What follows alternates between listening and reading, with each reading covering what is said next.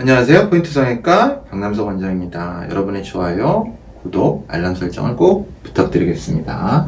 오늘 카페 질문에 대한 답변을 드리겠습니다. 자연유착, 매몰 이런 질문이신데요.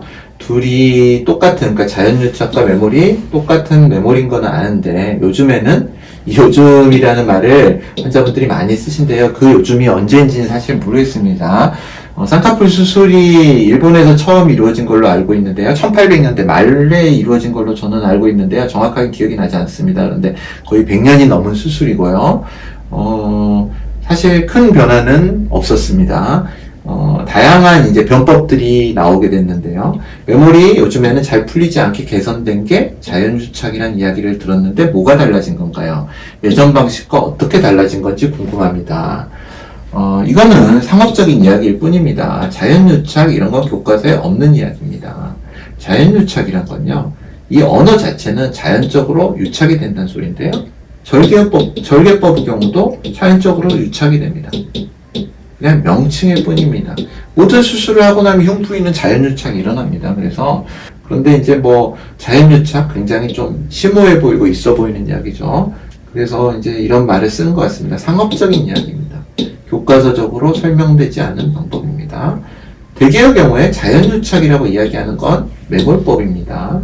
우리가 눈을 감았을 때 눈꺼풀과 속쌍꺼풀이 있다면 이렇게 구멍을 내서 실로 이거를 엮어주는 거를 매몰법이라고 합니다. 비절개법이라고도 하고요. 근데 실제로는 비절개란 말도 사실은 틀렸습니다. 왜냐하면 여기에 아주 작은 구멍을 내서 이거 자체도 절개죠. 여기로 실을 관통하기 때문에 비절개법이란 말도 사실은 틀렸지만 이제 절개에 반하는 표현으로 비절개를 사용합니다.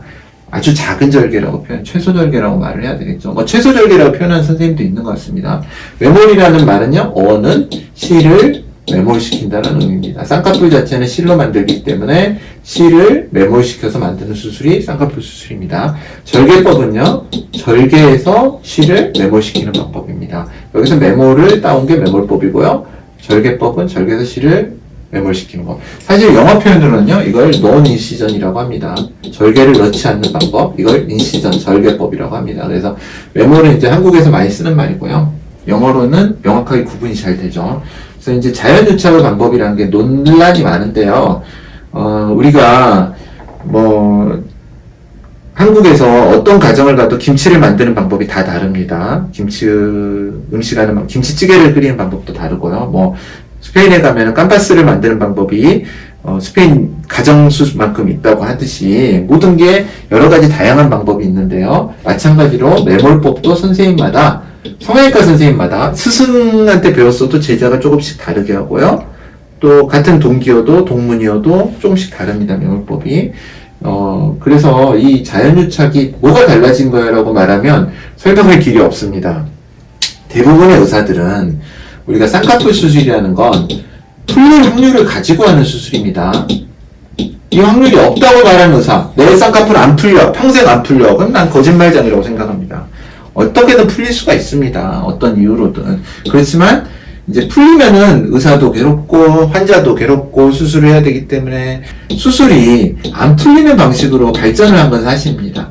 그래서 좀 더 안 풀리게 어떻게 할까? 매듭을 많이 하고 여러 2중 3중으로 하고 그런 식으로 해서 안 풀리게 하는 방법으로 발전을 하고 있습니다. 그런데 우리가 눈꺼풀이 있으면은요, 실은 결국 하나의 실에 바늘이 이렇게 달려 있습니다. 양쪽으로 달려 있는 경우도 있고요. 이 바늘이 관통해서 실을 만들게 되는데요. 이렇게 하나로 실이 와서 딱 묶어버려서 매듭이 하나 있는 경우, 단매듭이겠죠. 하나니까 단매듭, 연속적으로 꼬맸다고 해서 연속봉합법이라고 합니다.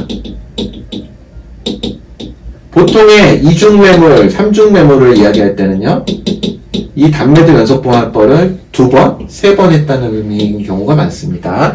이게 특별한 방법이 아니고 자신만의 방법도 아니고요. 여러 고안된 방법입니다. 여러 선생님들이 하고 있는 방법이고요. 그런데 이제 다매듭법은요, 여기에 똑같은 매몰이지만 다른 방법으로는 이렇게 구멍이 있으면요, 하나하나 매듭을 만드는 겁니다.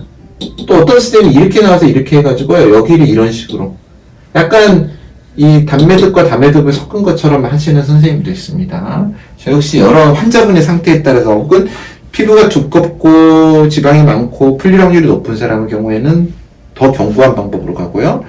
피부가 얇고 잘 안 풀릴 사람들은 좀 자연스러운 방법으로 갑니다. 이 이유는 아까 말씀드렸던 매듭은 문제와 관계가 있는데요. 매듭이 많으면 많을수록 또 하나의 다매듭이라 그래도요. 이 매듭 각각에 매듭을 많이 지으면 지을수록 우리가 매듭을 5번 이렇게 꼬맬 수 있고요. 7번 이렇게 매듭을 지을 수 있겠죠. 그러면 당연히 7번은 잘 느슨해지지 않겠죠. 9번도 할 수 있겠죠. 근데 문제는 이거를 많이 매듭을 지으면 지을수록 만져질 확률이 높아지고요. 그리고 밀려 나올 확률도 높아집니다. 피부가 얇은 경우는. 그리고 봉입낭종의 가능성도 높아집니다. 왜냐면 매듭을 여러 개 할수록 이 면적은 굉장히 넓어지게 됩니다. 그러면 세균이 살 확률이 높아지기 때문에 봉입낭종의 가능성도 높아지게 됩니다. 그러니까 동전의 양면이죠. 매듭을 적게 하면 풀릴 확률이 높아지고요.